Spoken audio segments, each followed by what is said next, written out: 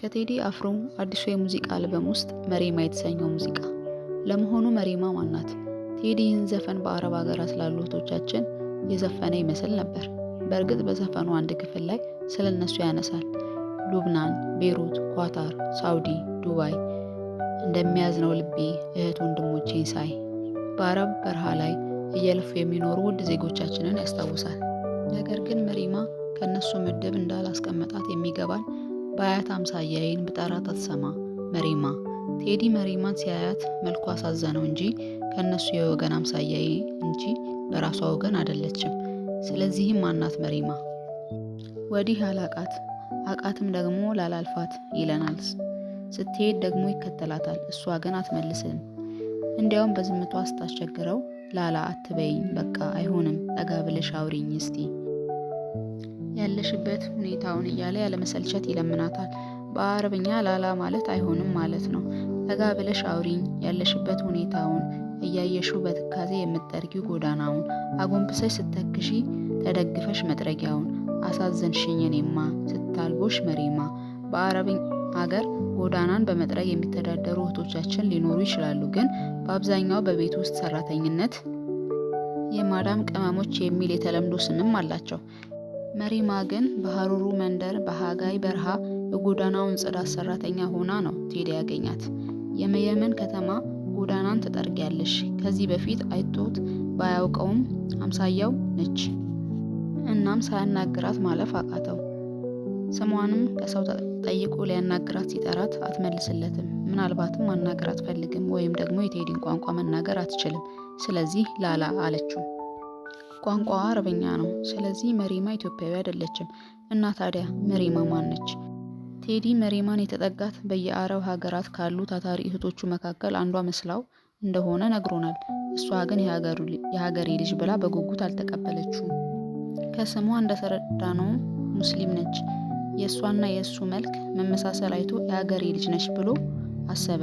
የድሬዳዋን ሰዓዳ፣ የጅማዋን አይሻ፣ የወልቂጤዋን አልፊያ፣ የወራቤዋን ይክማ፣ የሰመራዋን ሀያት፣ የጅጅጋዋን ዘይነብ ትሆናለች ብሎ አሰበና ሰላም ሊላት ሲጠጋት የእሷ መልስ ግን ላላ ብቻ ሆነ። ስለዚህ ማነሽ መሪማ? ነገሩ ወዲህ ነው። ከ1500 ዓመት በፊት በአክሱም ዘመን መንግስት የኢትዮጵያ ባህር ተሻግራ የየመንን ምድር ሳይቀር ትገዛ ነበር። ከባህር ወዲህ ያለውን ሀገር ለማቅናት በርካታ ወታደሮች እዛ ሄደው ተፈርተውና ተከብረው ይኖሩ ነበር። ሀገር ቤት በተነሳ የእርስ በርስ ጦርነት ምክንያት የአክሱም ስልጣኔ ወደመና የኢትዮጵያ ከፍታ ተገታ። የመን የሰፈሩ የትናንትናዎቹ ሀገር ህልውና ላይ ወደቀ። የትናንት ተፈሪዎች ዛሬ ፈሪ ሆኑ እና ጭራሽ ሀገር አልባም ሆኑ። ትናንት የኢትዮጵያ ወታደሮች ይባሉ የነበሩ ባለግርማ ግሱፎቹ ዛሬ የተናቁ የተገለሉ የትም ተጣሉ። መላው የመናዊ ላለፉት 1000 ዓመታት ባሮች እያለ ይጠራቸውም ጀመር።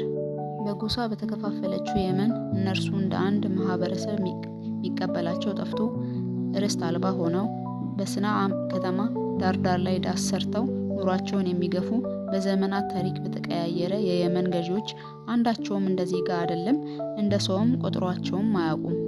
ወንዶች በየቤቱ ቆሻሻ ማንሳት፣ ሴቶቹ ደግሞ የሰንዓን ወደቦች መጥረግ ብቻ ነው ለእነርሱ የተፈቀደ ስራ።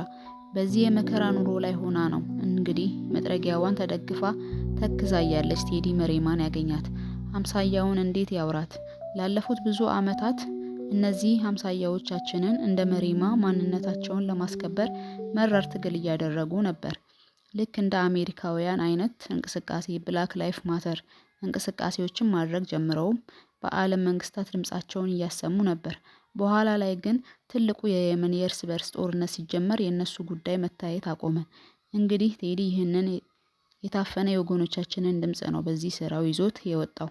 ማዶ በአበል የየመን የሰንዓ ከተማ ውበትሽን እያየው ስወጣ ስገባ እንደ አፋር አፍሪታ የጠየመው ፊቴን ይኸው ቢቀር እንኳን እዩ ማንነቴን ይላታል መሪማን። እኛ የምንወቃት ኢትዮጵያዊቷን የየመን ከርታታ የትናንትናዋ ጀግና የዛሬ አንገት ደፊዋን። የዛሬ ቪዲዮአችንን ይህንን ይመስል ነበር።